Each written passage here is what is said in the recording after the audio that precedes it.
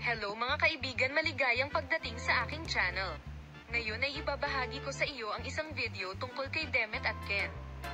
Huwag kalimutang mag-subscribe sa aking channel at i-like ang aming video at suportahan kami bago kami magpatuloy sa aming video.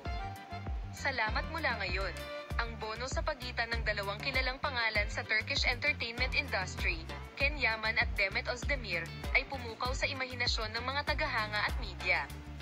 Bagamat ang mga eksaktong dahilan ng debosyon ni Ken Yaman kay Demet Özdemir ay alam lamang niya, may ilang mga potensyal na salik, kabilang ang kanyang pagnanais na magpakasal, na maaaring magambag sa kanyang hindi natitinag na pangako.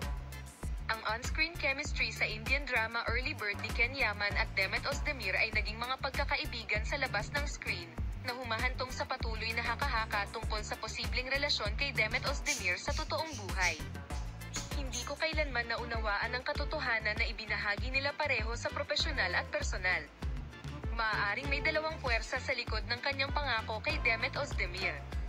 Ang mga nakabahaging karanasan, lalo na ang nakikita ng publiko, ay kadalasang lumilikha ng malakas na emosyonal na koneksyon.